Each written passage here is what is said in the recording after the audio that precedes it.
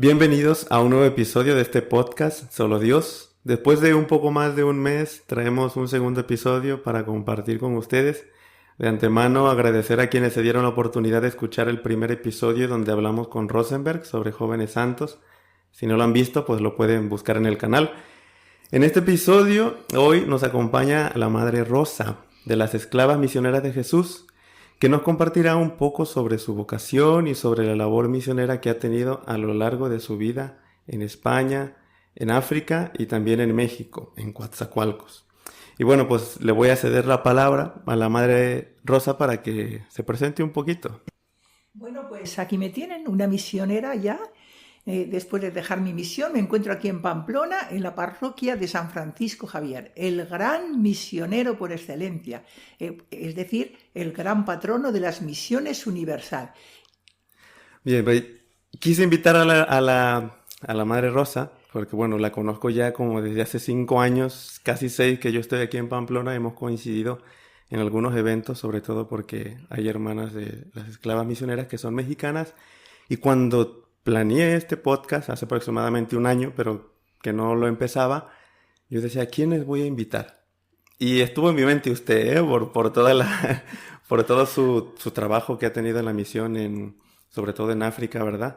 Y porque cada vez que me invitaban aquí a estar con ustedes, como dicen aquí en España, es una gozada hablar con usted, porque tiene muchísimas historias para contar y sobre todo enseñanzas que nos dejan a nosotros, porque a veces escuchamos hablar de la misión, ¿verdad? Se nos predica mucho de la misión, escuchamos hablar de la misión, pero tener un testimonio así de primera mano y alguien que ha vivido ahí tantos años misionando con gente, creo que eso enriquece más y el testimonio todavía es pues más fuerte.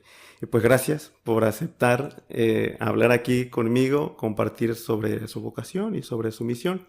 Y bueno, pues me gustaría que nos compartiera un poco sobre su vocación, cómo nace su vocación de usted, a qué edad fue que comenzó, sobre todo ahora que pues, muchos jóvenes tienen tanto miedo de aceptar el llamado de Dios, ¿verdad? ¿Cómo empieza usted su vocación misionera cuando entra al convento? Bueno, pues en primer lugar, antes de contestar a su palabra o su pregunta, yo quiero darle gracias a usted pues por darme esta oportunidad de dar lo mucho que yo he recibido, porque todo es de Dios. Yo soy un instrumento y necesito expandirlo por el mundo entero porque todo es gracia, para que todos verdaderamente disfruten, se descubran, amen quizá lo que no han podido escuchar o nadie les ha enseñado y que es una fuente maravillosa de crecimiento personal y al mismo tiempo de irradiarlo en todos los ambientes donde cada uno de ustedes esté. Bueno, pues ¿cómo comenzó mi vocación? Pues bueno, yo pienso que desde niña, ahora quizá lo pueda decir, ¿verdad? Bueno, yo a los 10 años me quedé sin la mamá. Y entonces yo me refugiaba mucho en Dios. A mí me gustaba muchísimo por las noches en el verano, en el balcón, pues yo me subía y miraba el firmamento, las estrellas, y yo hablaba mucho con el Señor. Después tuve la gran suerte también de mi primera hermana, se marchó en aquellos tiempos, pues yo vivo en el norte, en La Rioja, nací ahí, se marchó a Andalucía con una tía también, que también se la llevaron otras monjas que vinieron a pedir en el norte, en Jaén.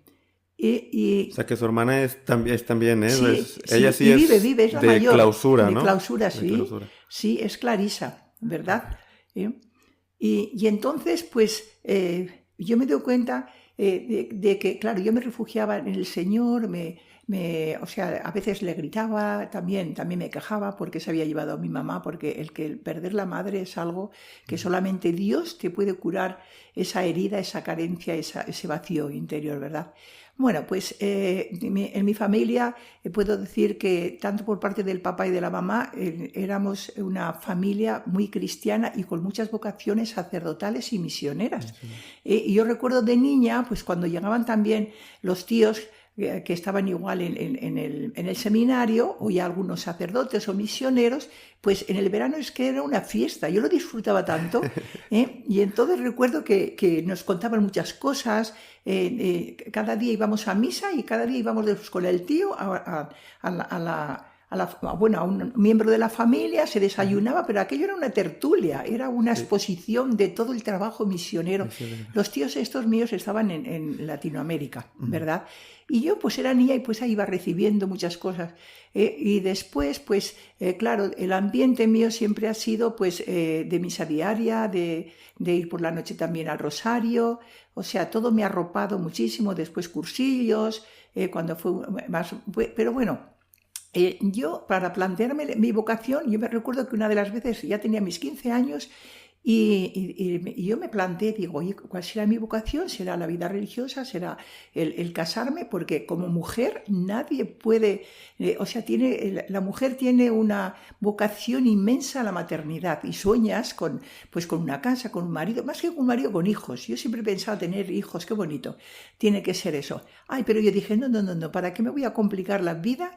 Porque por entonces mi hermana, que me pasaba 2 años, ya tenía sus 18 años y ya tenía novio y dije yo, no, pues yo cuando tenga 18 años ya voy a saber cuál va a ser mi camino. Y fíjese que así fue. A los 18 años. A los 18 años. Y ya pues a los 17 es cuando ya, claro, ya sentía más, o sea, había muchos chicos pues que me solicitaban como para noviazgo y así, pero yo como tenía esa inquietud, pues yo nunca cedía y ellos no se lo podían explicar.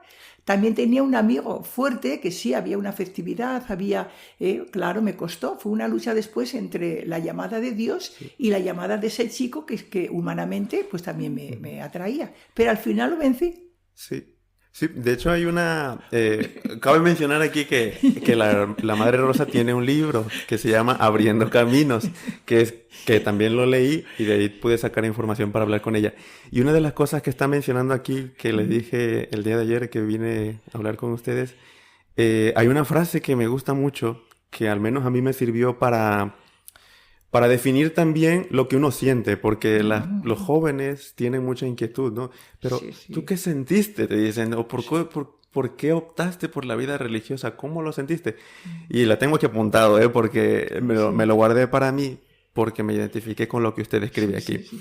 En este contexto que menciona usted el pensar de la familia o no en la vida religiosa, mencionaba usted en su libro que tenía usted una búsqueda inconsciente de trascendencia y de eternidad. Experimentaba la realidad efímera y transitoria de que no tenía solidez, salvo Dios. Solo Dios. Sí. Eso ya fue cuando fui madurando un poquito más, pero al principio yo me planteaba, bueno, ¿y si me caso, cuántos hijos tengo? 4, 5, 6, y yo me sentía asfixiada, eso era poco. Y bueno, y si me quedo en mi pueblo, en mi pueblo, es que me ahogaba. Entonces yo es que necesitaba como el mundo entero, así como se acostumbraba a contemplar y hablar a Dios con todo el cielo inmenso y grande, yo necesitaba otros aires. Entonces no me daba cuenta que eso era síntomas de una vocación religiosa misionera, para nada, no tenía ni idea.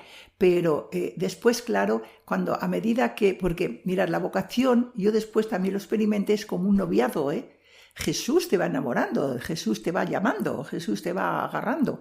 Y entonces, claro, llega un momento en que te pasa lo mismo. En la medida que tú vas conociendo, amando, respondiendo a esta llamada del Señor, pues yo fui dejando también a mis amigos y a mis amigas, o sea, sin dejarlos, pero ya no participaba de cosas que yo veía que lo que le pasa a un novio cuando ya lleva un tiempo de maduración con el otro, pues ya necesita estar más con el novio separada que no con todos los amigos, aunque compartan. Así me pasaba a mí. Y yo entonces dije, no, la vocación es un enamoramiento de Jesús, ¿verdad? Y bueno, yo tampoco tenía la seguridad total, porque cuando a mis 18 años yo ya me sentía cada vez más, pero yo quería averiguar con seguridad si esa era mi vocación, y por eso me decidí a ir a Milagro, que era el comienzo de una congregación de esclavos misioneros de Jesús que yo ni entendía ni sabía absolutamente nada de nada. Y allí verdaderamente, cuando ya entré en el periodo de formación, de reflexión, de meditación, de comunicación con el Señor mucho más profunda, entonces es cuando sí que me llegó esa seguridad, esa certeza de que esa era mi vocación. Y jamás A pesar de las crisis, que todos tenemos crisis, Sí. bajadas, subidas, caídas, levantadas, o sea que somos humanos como todos, pero jamás he dudado de mi vocación, siempre me he sentido verdaderamente como planificada en esta vocación. O sea que usted a los 18 años, después de todo este discernimiento, Sí. ¿verdad? Que tampoco fue fácil. Esto es No, algo que no fue, también no. muchas veces nos enfocamos mucho en pedir por las vocaciones, ¿no? Porque la gente ve al sacerdote, ve a la religiosa y parece que surge así de la nada. Pues no, todos fuimos Claro. jóvenes de alguna manera pues con todas estas realidades que Sí. vivimos, ¿no? Tal vez pues de plantearnos el matrimonio, de tener nuestras amistades, de decir dejo todo, no dejo todo, pero al fin de cuentas uno se entrega, discierne, lo hace verdaderamente por amor de Dios y cuando está en el camino, pues confirma uno eso, ¿no? Esto era verdaderamente lo mío. Sí. Usted entró a los 18 años. Sí. Cuando entra al convento de las Esclavas Misioneras de Jesús, que fue de las primeras que entró a esta congregación, entra al convento y después, ¿qué siguió para usted? O sea, una vez que entró, ¿cuál fue la tarea que usted recibió? Bueno, pues al entrar en el convento, pues en principio las primeras, bueno, vine un poco posterior, en el 61. Las primeras comenzaron en el 54, pero en nuestro padre, además de construir primero la parte del convento, construyó también otra parte de una casa de espiritualidad. Entonces, al principio las hermanas, pues desde que entraron, a limpiar todo y después a trabajar en cursillos de cristiandad, en ejercicios, pero al entrar yo ya, el padre dice, aquí ya damos un parón, aquí ya dejamos las actividades y vamos a comenzar lo que es la vida religiosa. Y ahí comenzamos pues todas las etapas de postulantado, de noviciado. Yo creo que no tuve ni apenas postulantado, porque enseguida ya comencé yo con las mayores ya el noviciado, que es un tiempo de formación, como en el seminario, una tiene que tener un proceso de formación, de conocimiento doctrinal, de oración, de todo. Y ya, pues recuerdo ya, pues en el 60, sí, o sea, tomamos el hábito, que nos hicieron una gran fiesta en Milagro, porque es que era el comienzo de una congregación. Yo no sabía ni lo que era, ni dónde me metí, ni qué comienzo era de una congregación. Sí. Después me di cuenta. Y es muy duro, ser de las primeras, comenzar de cero. Es muy duro. Sí. Pero esa dureza se transforma después bueno, yo iba a decir en una mina, en un tesoro. Porque vivir con el fundador y con la cofundadora, yo os puedo decir, después de todos esos años, que yo he vivido con dos santos de carne y hueso, normales, naturales, ante el mundo, que quizá pensaban que era otra cosa, ¿verdad? Que los fundadores fueron el padre Quintín. Sí, padre Quintín Huarte Muguete fue, o sea, el párroco de Milagro, que estuvo allí muchos años, el Milagro, y la cofundadora, pues también de Milagro, Madre Teresa Azpiroz Castelnau, que yo siempre he dicho que fue como una planta que el Señor desde niña se la guardó en un invernadero para él. Y usted tuvo la oportunidad de compartir con ellos, ¿no? También de ahí mucha... La formación y sobre todo la experiencia, la vivencia, porque mira, una cosa es hablar de cabeza, de mente, y otra cosa es cuando escuchas hablar del corazón. Sí. Esa es la gran diferencia. Y nuestro padre tenía... Para él era siempre el afán de la santidad, de prepararnos bien, y la misión, era una obsesión, ser santas y prepararnos bien, o sea, almas de oración, porque él decía, la oración es el alma de todo apostolado, es la fecundidad de una religiosa y después una buena preparación para poder ayudar, pues porque en los campos de misión es tremendo, la carencia que hay, que hablaremos un poquito después de todo lo que encontramos allá. ¿Usted en qué año, o sea, después de cuántos años de haber entrado al convento, recibe la primera misión como tal de salir de casa, o sea, de irse a África, que fue el primer destino que tuvo, ¿verdad? ¿En qué año fue más o menos? Pues en 1977. 77, pero antes de irse usted tuvo preparación, claro, ¿verdad? Yo me preparé, tuve que hacer el bachiller y después hice también el título de enfermería aquí en Pamplona. Y después tuve la posibilidad de que por primera vez, después de, esto era en el 75 creo, pues iban a dar el primer curso de medicina tropical en Madrid, porque antes había que ir a Amberes, allá a Bélgica. Entonces también hice ese curso de medicina tropical y de obstetricia como preparación para ir a África. A África. Y cuando le dicen a usted que va a ir a África, no iba a ir sola, ¿no? ¿Iba a ir con otras más o iba usted sola? No. Iba con otras más. ¿Cómo le cayó la noticia de decir voy a África? Bueno, o sea, a mí no me sorprendió absolutamente nada, porque nuestro padre nos decía, dice, la primera misión que las hermanas, ustedes tienen que ir a una misión. América Latina no, porque ya ha sido evangelizada. Bueno, entre comillas, porque siempre necesitamos ir zonas. Dice, pero África. Él quería una misión y claro que nos dio menuda misión. Una misión que yo cuando estaba allá digo, ¿dónde estoy? ¿En la prehistoria desde antes, o en qué época estoy? O sea que ya iban preparándose que en alún momento les iba a tocar ir a un país así, ¿no? Y recuerdo pues que hice también mi primer viaje a través de una persona que nos ayudó muchísimo, pues ya nos invitaron a ir a Ruanda, al corazón de África, un país muy pequeñito, en todo el Ecuador, se puede decir, en la franja esa, muy cerrado, lleno de colinas, y la madre pues me llamó para ir yo estaba entonces, me quedé un poco a trabajar en el hospital pues para tener más experiencia para África, y entonces hicimos un primer viaje a África que fue providencial también. Mirad, yo cuando dejé entonces España para ir a África, yo ya llevaba, después del concilio, pues hubo muchas ideologías, se aspiraba a muchas cosas, y yo ya se empezaba a pensar que si Dios era un ser abstracto, que si Jesucristo pues era otro personaje relevante, como ha habido tantos a través de la historia. Y yo tuve la gran suerte, llegamos a Ruanda, y nos alojamos con unas religiosas de Pamplona, las dominicas. Y justamente aquel fin de semana iban a ir al Zaire porque había un volcán en erupción.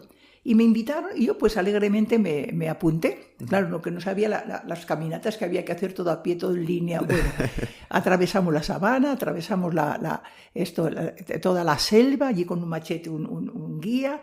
Bueno, fue una experiencia.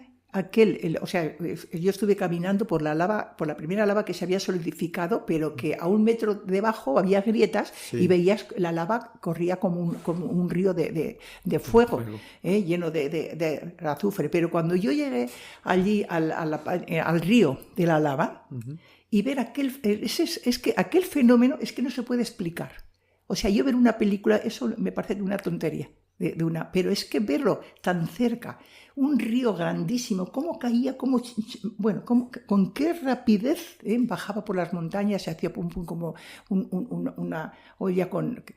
Bueno, y yo cuando vi aquel fenómeno dije, Dios mío, pero digo, solamente Dios, hay un Dios, que solamente Él puede, a una naturaleza, esas fuerzas, esas capacidades o sea, yo es que lo vi hasta lo profundo de la tierra.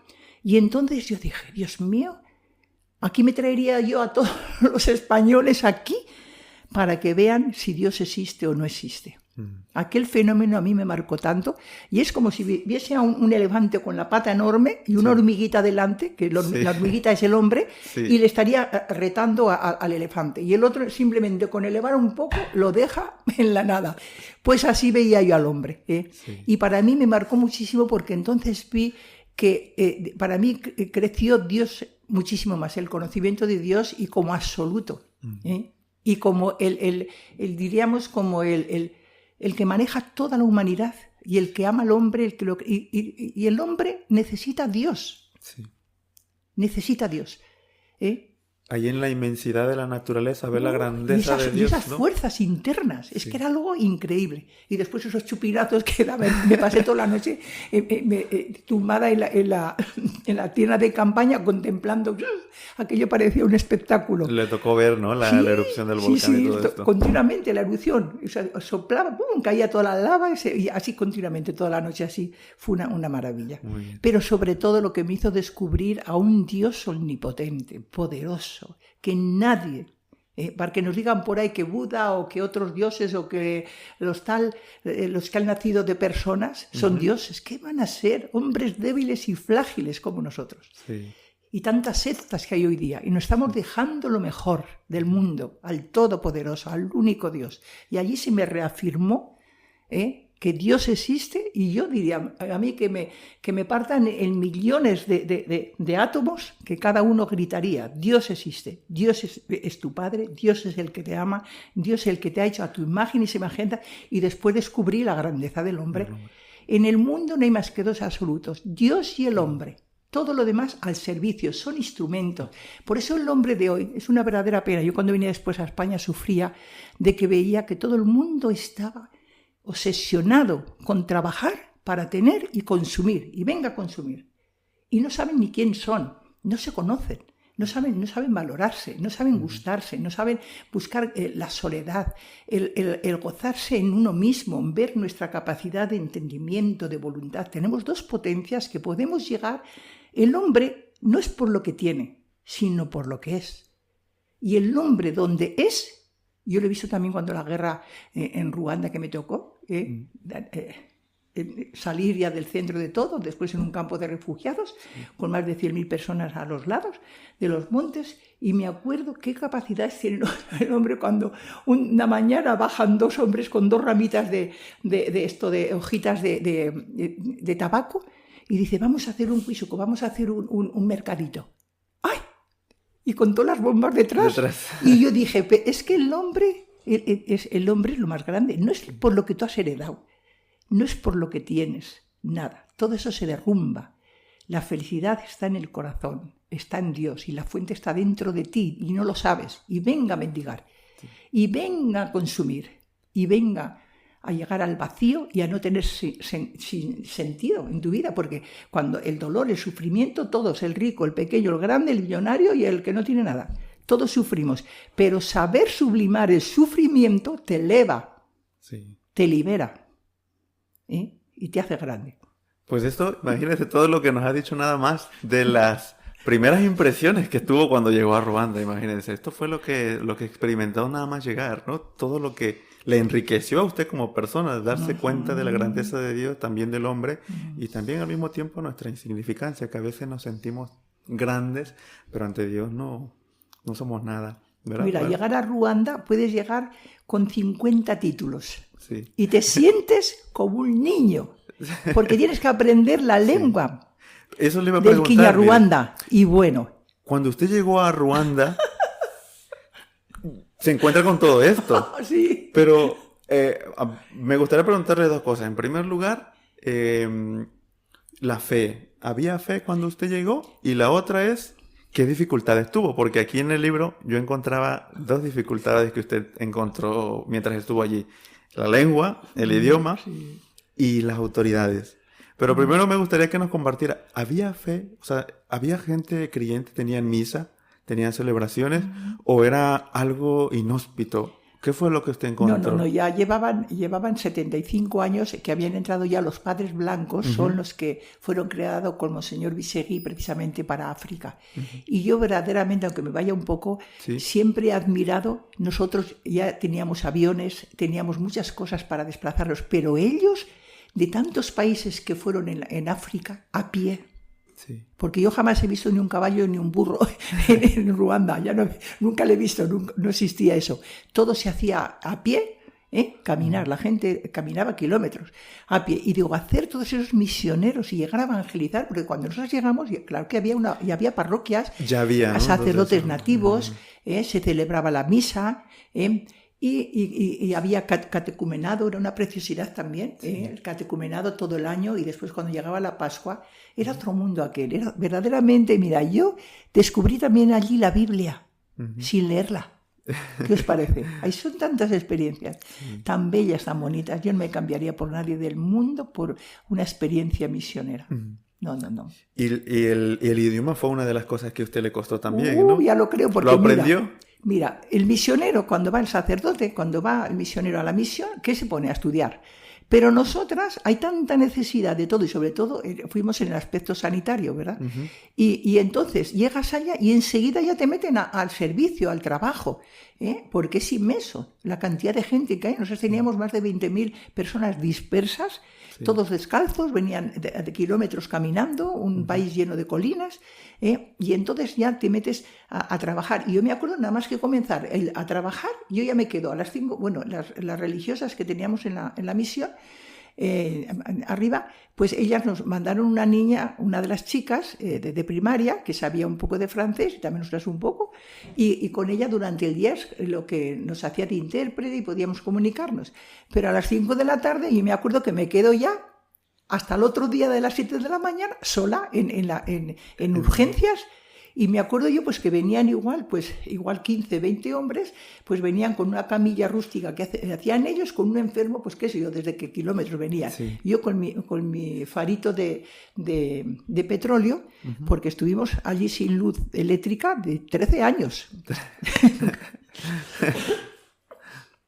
Y entonces, claro, ellas enseguida decían, se daban cuenta que yo era la blanca, así nos llamaban. Nosotros éramos las blancas, porque ellos tenían costumbre de ir a sus hechiceros y a sus brujos.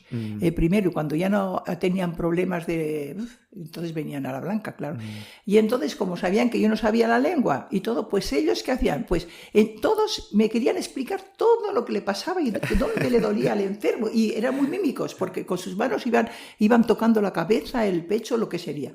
Y después me ayudó mucho también que allá habían pasado muchos por el brujo y ya les había marcado con escarificaciones, les había quemado en la parte doliente.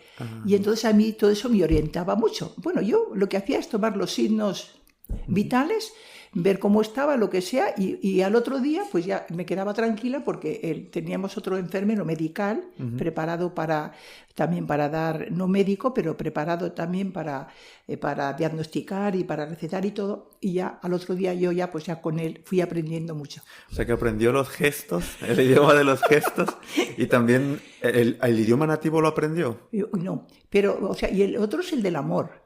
El del amor, es verdad. El del amor. Ese lo conoce, mira, esos dos los conoce todo el mundo, todo el mundo. ¿Cómo los acoges? ¿Cómo los quieres? ¿Cómo los sirves? ¿Cómo les ayudas? ¿Cómo compartes? ¿Cómo te encarnas con cada uno? Porque yo venía un enfermo y ya no veía más que al enfermo. Sí. O sea, no me importaba ni quién era ni cómo era, sino el enfermo y qué mal tenía y a curar.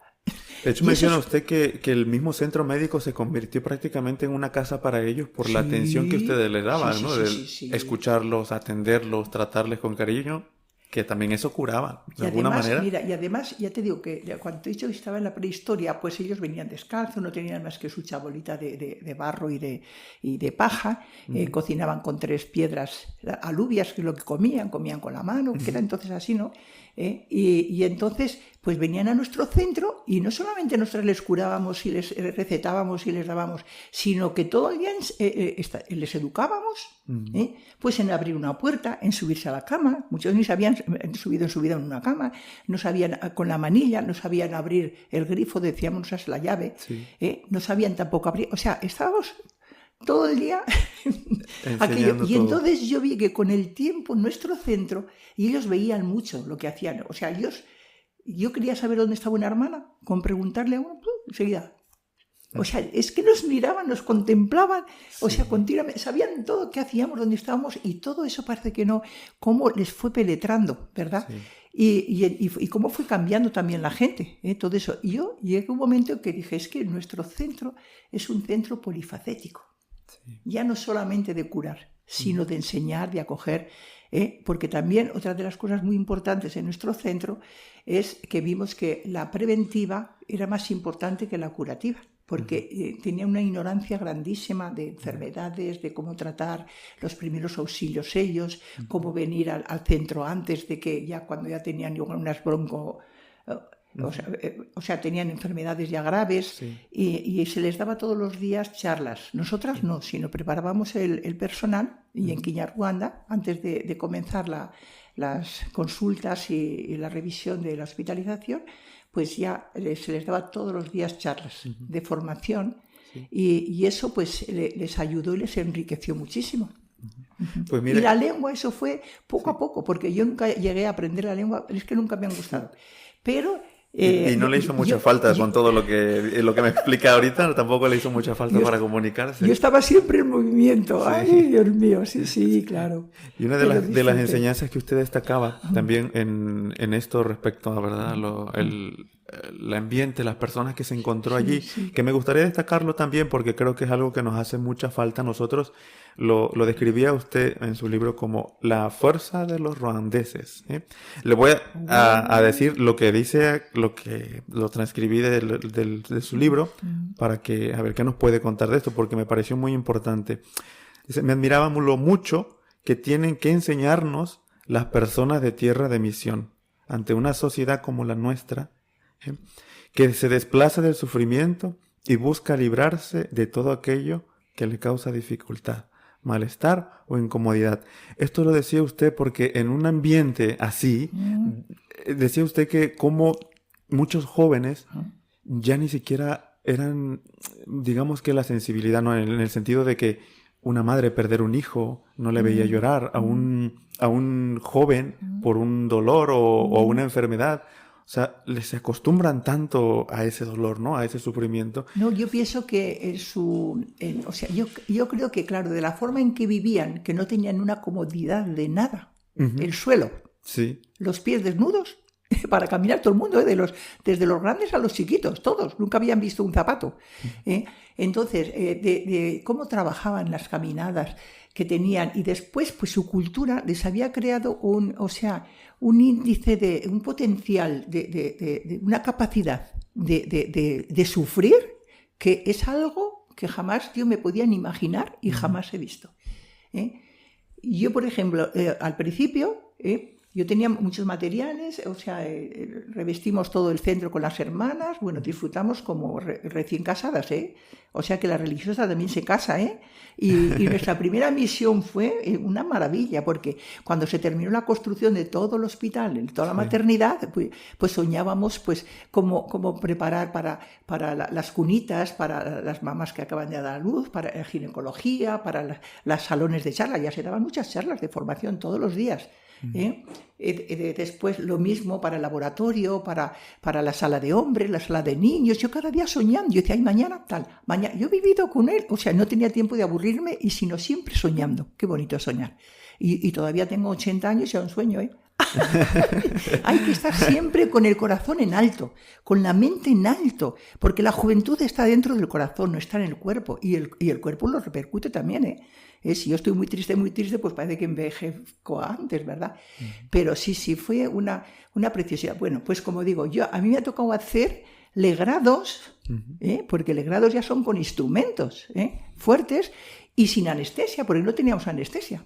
Yo hacía legrados, yo hacía suturas, sacaba dientes, lavados de los oídos, lavados de estómago, porque me acuerdo que una noche llegaron toda la familia, desde el más grande al más pequeño, 6 o 7 chicos, y la más pequeñita tenía 3 añitos, y me llamaron, no sé si eran las 12 o la 1 de la madrugada. Entonces yo fui, y la niña estaba en la camilla, la chica que teníamos que estaba aquí por la noche de guardia, pues ya se había muerto. Pues tenían hambre y habían comido tubérculos, pero se ve que no estaban bien y se intoxicaron. Entonces, o sea, yo era muy pronta para reaccionar. Y entonces cuando vi el panorama y me dijo la chica el problema que tenían, pues, ¿qué hizo a todos? Un lavado de estómago. Les metí a todos una sonda y les lavé el estómago, después les puse también un dispositivo para que se evacuasen todo, y a cada uno le iba mandando, y yo con mi lamparita de petróleo, no piense que tenía ahí, y los iba mandando cada uno a la cama, según les iba a la cama.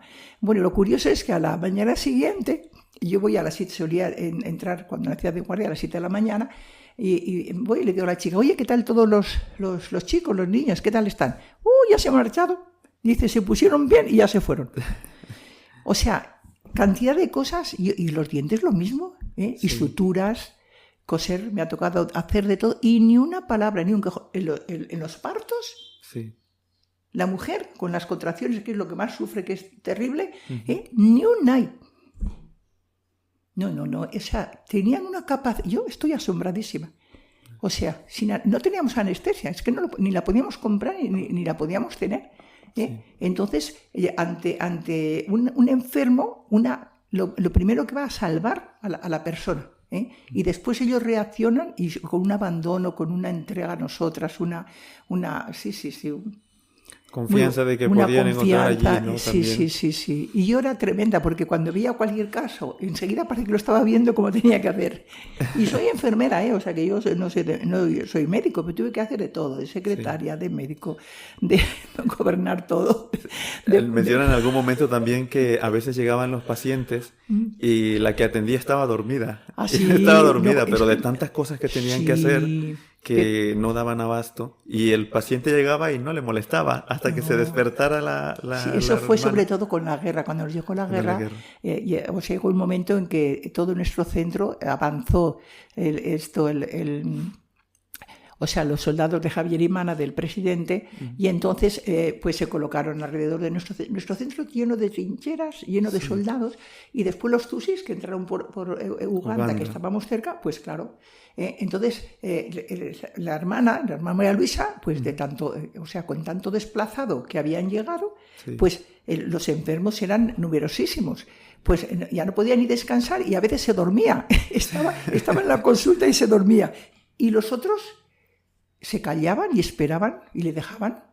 Comprendían que estaba muy cansada y hasta que no se despertaba, pues ahí seguían. Pero sí, muchas veces se llega hasta el extremo, sí.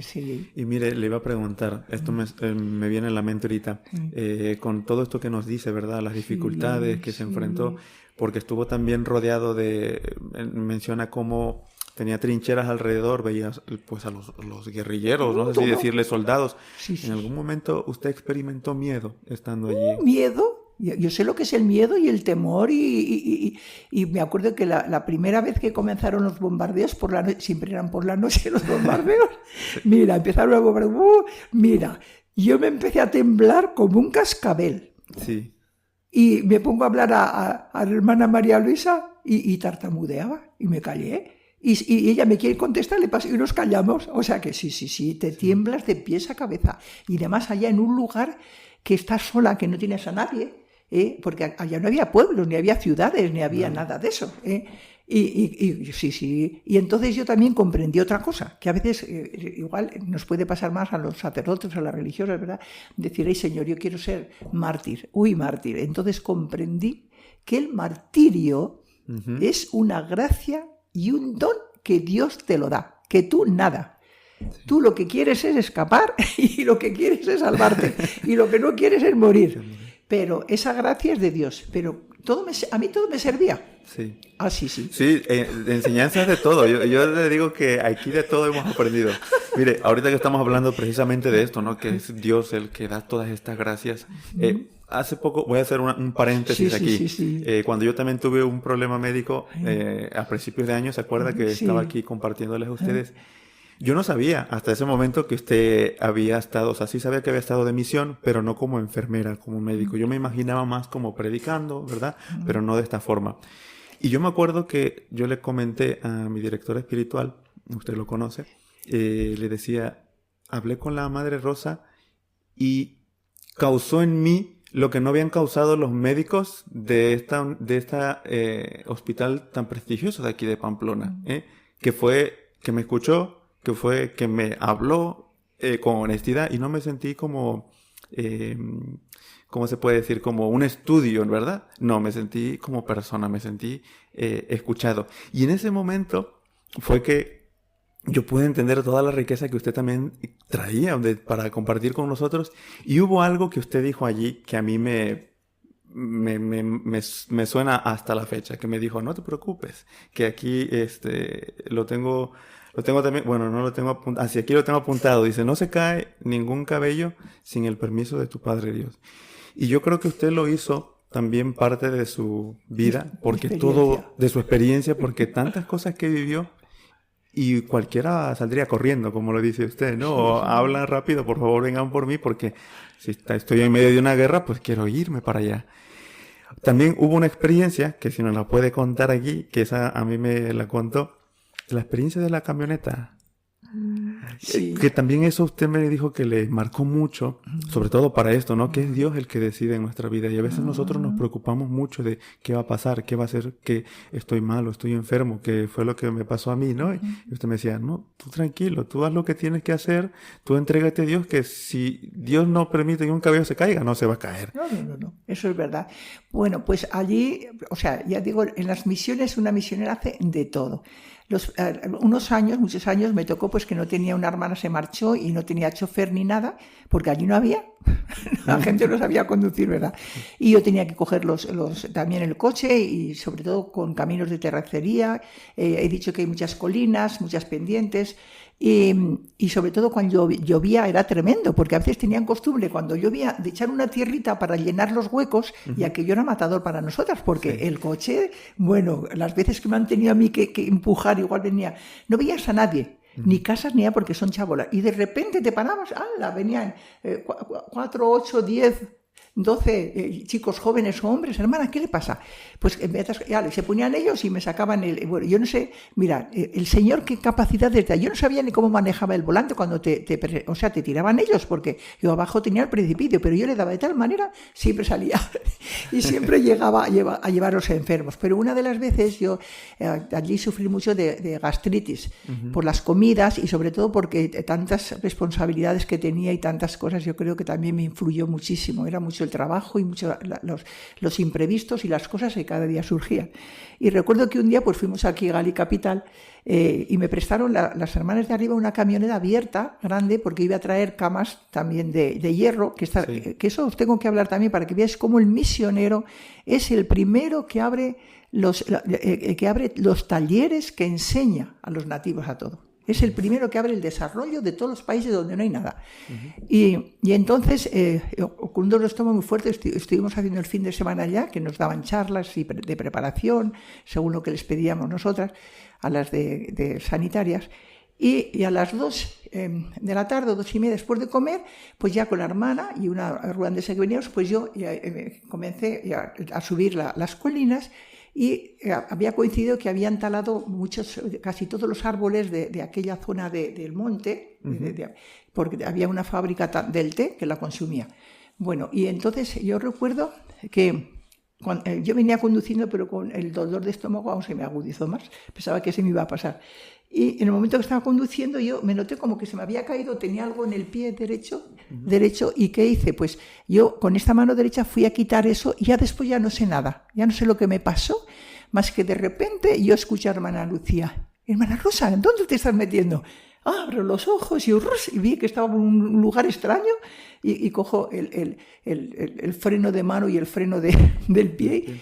Y entonces, tuve el momento, y la camioneta se inclinó de tal manera hacia un precipicio, pero de no sé cuántas profundidades. Y yo me acuerdo que alcé un poco la vista y dije yo, muerte segura. Vi que el coche, pues fíjese, con todo el peso de las camas, la camioneta que se quedó así inclinada y torcida, pues que no era la hora. Y entonces había una raíz del árbol y ahí se metió la rueda de adelante y se quedó parado el coche así todo inclinado. Entonces yo abrí como pude la puerta, agarré a las hermanas y entonces cuando yo tuve la sensación y el sonido fuerte de que no se cae ni un pelo de la cabeza sin que el Padre Dios lo permita. ¡Ay, Dios mío! Yo estaba aturdida, me estaba temblando. Bueno, yo paseando para aquí y para allá y ya llegó un grupo venía una camioneta llena de morenos, le decíamos nosotros a los negritos, y entonces se paró, hermana, ¿qué te ha pasado? Ay, no me digas, no sé lo que me ha pasado, ¿ya te has dormido? Me decían, yo no sabía, pero yo escuchando esa impresión que me quedó tan fuerte, porque yo vi que era muerte segura. Nos íbamos, pero así, rodando y muertas. Pues allá se quedó. Y entonces, para mí fue eso, bueno, como una revelación tremenda, y lo que me ha servido porque me abrió entonces al conocimiento de la filiación con mi Padre Dios. Y entonces, desde entonces digo, no, bueno, aunque estés en los extremos, aunque parece que todo va a coincidir, que tú te vas a morir, pues no. Mientras Dios no dice, ahorita, nuestro Padre nos da permiso, no te sucederá nada en la vida. Y después me ha servido también en el sentido de que digo, todo lo que me suceda, bueno o malo, a ver, es malo, pues decimos nosotras, de sufrimiento, de contrariedad, de mil cosas que te hacen sufrir, yo digo, todo me lo permite, me lo da mi Padre Dios para que yo lo sepa digerir y me ayude a crecer y a ser fuerte. Y ahí está la gracia. La gracia, queremos crecer, queremos estar por encima de todo, queremos ser los dueños de nosotros mismos, pues es asimilar lo que me agrada y lo que me desagrada. Yo siempre lo comparaba con los alimentos. Pues en los alimentos se necesita la sal y también se necesita el azúcar. Y mira que son dos totalmente diferentes, pero el organismo lo necesita. Y el hombre también. Y yo después, otra de las cosas muy fuertes, que yo me di cuenta que el sufrimiento aceptado, sobrellevado bien y ofrecido a Dios y por los demás, es lo que más te hace madurar y crecer. Y ahí está la grandeza del hombre, en que tenga dominio de sí mismo, de las circunstancias. Claro que le pasa como yo, las veces que me temblaba, yo estuve 9 meses con el corazón en un puño, venga a trabajar como loca todo el día, y bajo bombas, y llegaba la noche y ni me quería dormir, porque no sabía ni por dónde iba a salir, ¿verdad? Sí. Y trabajando sin parar. Pero usted con la confianza en Dios, porque cualquiera podría preguntar, ¿y por qué no se dejó? ¿Por qué si tenía miedo? ¿Por qué si estaba todo en problemas y todo estaba prácticamente en contra de ustedes? Y uno dice, ¿por qué se quedan? No. Es que no puedes abandonar. No. Mira, una cosa muy bonita que también cuando ya comenzó así más la guerra y esto, el problema ya bélico en Ruanda, recuerda que tuvimos una reunión todos los misioneros, todos, sí. O sea, estábamos, qué sé yo, la de misioneros y misioneras de todas las partes, igual había de América, que había de Europa, de muchos lugares estábamos. Y entonces nos reuníamos allí en la casa de espiritualidad de los padres jesuitas, y había un sacerdote que, mira, después era polaco, y él era un poco como jefe de todos, o sea, nos dio las charlas y así, y después recuerdo que llegó a ser algo, creo que fue secretario de alguna de las ramas de misioneras en Roma, posteriormente vi. Y entonces él, dada la situación en la que estábamos, que era crítica, entonces él nos propuso, dice, ¿qué hacemos? ¿Nos quedamos o nos marchamos? Lo puso a todos. Había que el domingo no se me olvida. Mira, eso es para experimentarlo, ¿eh? Por un momento te das cuenta que te tienes que entregar y por otra, eres tú, te tienes que salvar. O sea, es una decisión muy difícil. Y al final nos quedamos. Y me acuerdo yo que ya cojo el coche para volver a la misión con la hermana y voy a la Poste, es el Correos, que para nosotros aquello era el centro principal de nuestras cartas. Sí. Allá no había teléfonos, no nos podíamos comunicar con nadie. Ni WhatsApp había. Y todas las calles de la ciudad, de allí se puede decir, estaban siempre llenas de gentes, de jaleo, una más bonito. Y aquella tarde ni un alma. Pero nada, todo un silencio en la ciudad, que no se veía a nadie. O sea, que todo aquello, me refiero que nosotras, y después eso lo maduramos muchísimo más en la realidad, cuando veíamos a tantos desplazados, tantas madres, tantos niños que bajaban por las colinas, allí, nosotras no podíamos abandonar al pueblo, teníamos que correr la misma suerte que ellos. Y el miedo no nos lo quitó nadie, lo tuvimos hasta el final. Sí. Que también servía como de motorcito para seguir ahí, ¿verdad? Porque si uno se deja vencer por el miedo, no hace nada. Claro, al final. Hasta que una noche ya allí fue terrible. Sí, una noche recuerdo, madre mía, aquella noche fue algo extraordinario. Dios mío, qué movimiento, qué ruidos, qué jaleos, qué sé yo, todo lo que pasó en aquella noche. Y yo le dije, porque muchas veces comenzaban los bombardeos, pero siempre nos quedábamos así, en la salita que teníamos allá, nos quedamos, a ver si para. Pues igual, estaban 15 minutos, 20 minutos y paraba. Claro, pues al otro día, otra vez a emprender el trabajo allá, con todos y los soldados con todos sus metralletas venían también a curarse allá al centro. Y todo, los curamos también a ellos, de todo. En total, ¿cuántos años estuvo usted allí en África? Bueno, pero estuvo en Ruanda solamente, ¿verdad? Sí, en Ruanda estuvimos 17 años. Yo lo que 17 pasa años. que la madre me llamó y estuve unos años también aquí en España, en Extremadura. Pues Sí. mire, a mí me gustaría mencionar solamente cómo el contraste del principio y del final, ¿no? Cómo al principio tenemos como ese miedo de decir, ¿voy o no voy? Siento que el Señor me llama, pero tengo dudas, ¿no? Tengo ciertas pegas que no me dejan dar ese paso para entregarme por completo. Y cómo al final uno termina diciendo, todo lo que he hecho, mérito para Dios, todo lo que hemos hecho, solo por responder que sí. A veces nosotros nos quedamos con mucho miedo, lo platicábamos ayer, ¿verdad? Que nosotros creemos y confiamos mucho en Dios, que vocaciones hay muchas, al sacerdocio, religiosas, misioneras, pero es verdad que hoy se experimenta también como un temor al abandonar para toda la vida, dicen, para toda la vida, que nos impide, y no nos damos cuenta que a veces cuando nos negamos a escuchar el llamado de Dios, nos estamos negando a hacer labores como estas, Claro. que uno no se imaginaría nunca hasta dónde iba a llegar y cuánto bien haría. Yo estoy seguro que todas esas personas a las que se les ayudó, pues se les quedó marcado Nos querían mucho. a ustedes, obviamente, Y nosotros pero a la ellos. presencia de Dios también ahí en Sí, ustedes. sí, sí.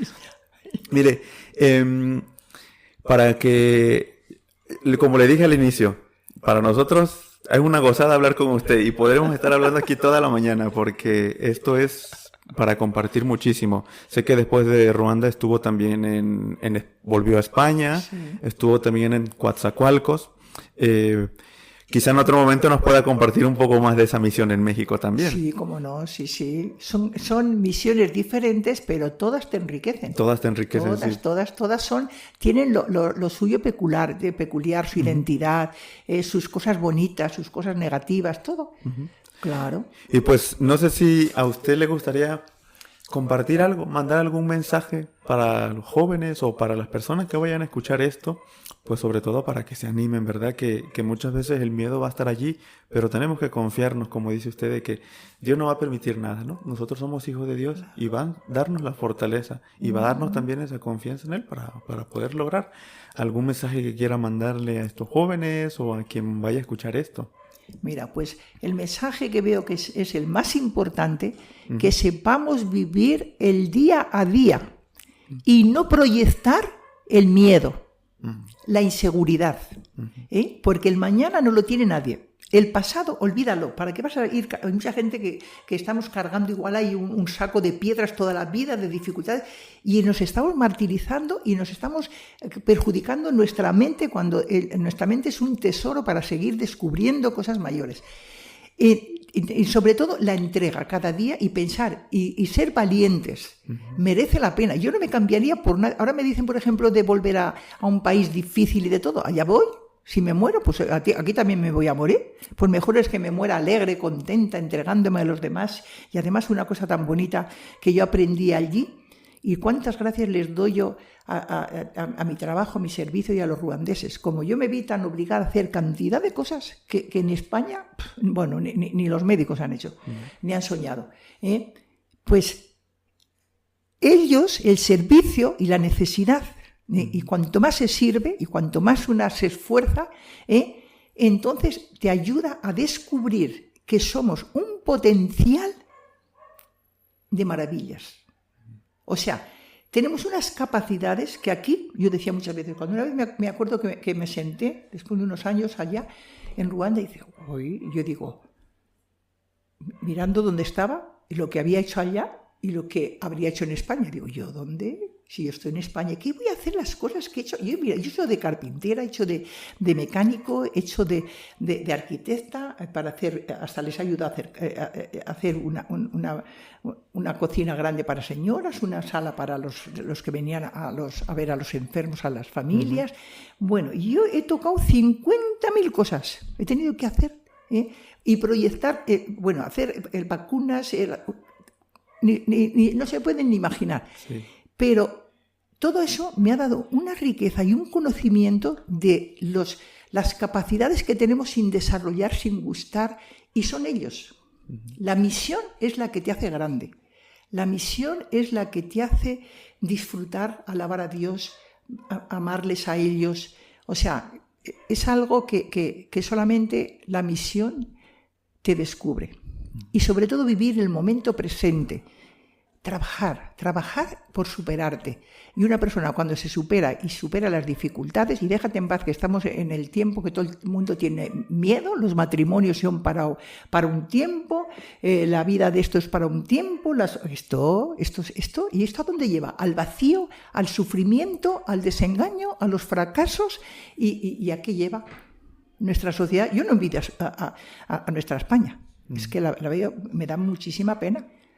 Muchísima pena me da este mundo actual que solamente hay el consumismo, y no digo en ideologías, y qué de cosas cambian, y qué de cosas utilizan, y qué de cosas utilizan los medios de comunicación también. ¡Qué barbaridad!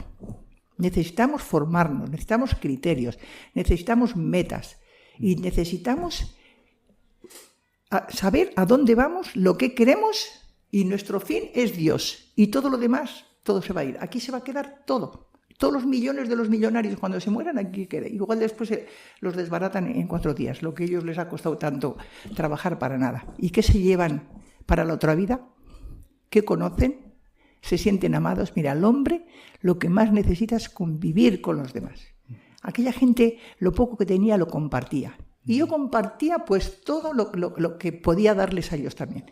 Y ahí está el gozo, la alegría.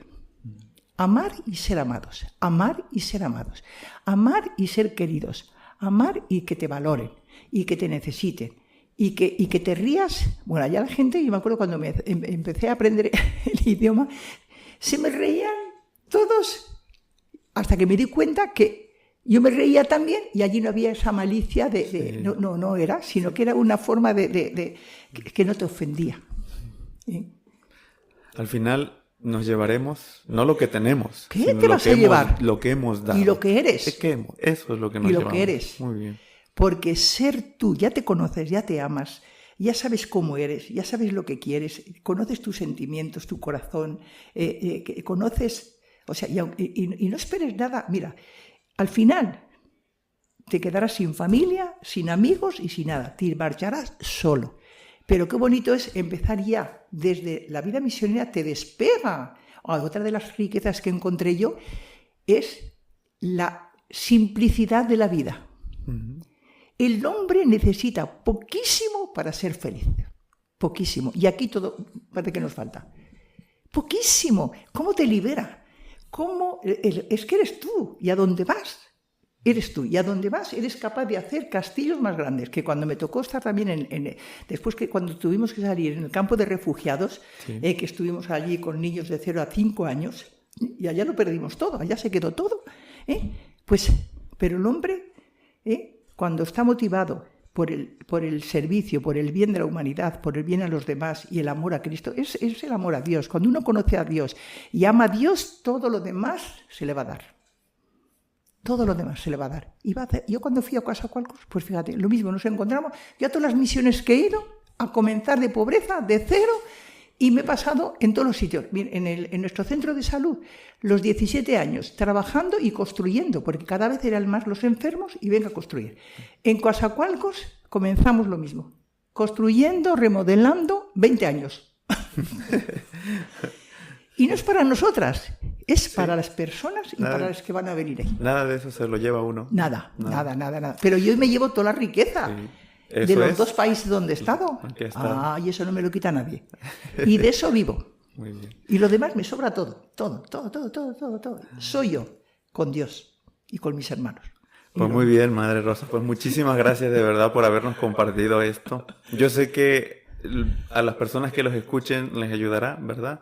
A mí me ha ayudado, a todos los que hemos compartido con usted también. Y por eso yo he querido que usted compartiera también con nosotros, que yo sé que a mucha gente también le hace bien escuchar esto, sobre todo para darnos esperanza y también darnos fuerza, ¿no? En todo esto. Hay más cosas para hablar, pero no nos da la vida. De hecho, ahora mismo usted tiene que ir a unas confirmaciones, Sí, ¿verdad? Unas claro. confirmaciones. Entonces, Comuniones. pues tenemos también comuniones. Sí. Tenemos un poco medido el tiempo, pero yo creo que suficiente 1 hora, todo lo que hemos grabado ahora. La Madre Rosa, pues no tiene cuentas personales de redes sociales, pero la congregación sí. Así que si quieren saber un poco más sobre su congregación, las Esclavas Misioneras de Jesús, En Facebook las encuentran así, Esclavas Misioneras de Jesús. Están muy activas ellas en redes sociales, compartiendo mucho contenido, sobre todo de la misión, que es parte de su carisma. También están en TikTok. Muy posiblemente las hayan visto por ahí, porque yo las conocí en redes sociales antes de conocerlas en persona. Durante el coronavirus se hicieron muy virales. También las pueden encontrar ahí, Esclavas Misioneras de Jesús. Y también tienen una página web que la pueden buscar, esclavasmisionerasdejesús.es. Ahí hay información también sobre la congregación, sobre sus fundadores, sobre la labor misionera que ellos tienen, y también información por si gustan donar, que también ellos están trabajando mucho esta cuestión de la misión, a la cual todos estamos llamados, pero tal vez no todos tengamos la posibilidad de un día irnos hasta la otra parte del mundo, ¿verdad? Pero muchas veces en nuestras parroquias nos llegan esas colectas para apoyar a las misiones, y que sepan que esos apoyos pues llegan a misiones como estas que nos ha contado hoy la Madre Rosa, y también nosotros ahí estamos colaborando. Pues bueno, le agradezco mucho, Madre, por haber aceptado hablar conmigo un momentito para compartirnos esto, y que yo espero que esto llegue a muchas personas, a las personas que tengan que llegar, 1, 2, 10, 1000, pero que con que uno lo escuche y le sirva, sé que va a ser muy bueno. Bueno, pues yo voy a rezar mucho por cada uno que me escuche y recoja toda esta experiencia que no es mía, es para los demás. Y sobre todo que la metan en el corazón y sean ustedes los que se gobiernen y no dejen que nadie los maneje. Pues muchas gracias a todos, que Dios les bendiga y que tengan un feliz día, tarde o noche, en cualquier momento en el que se encuentre. Nos vemos pronto en otro episodio.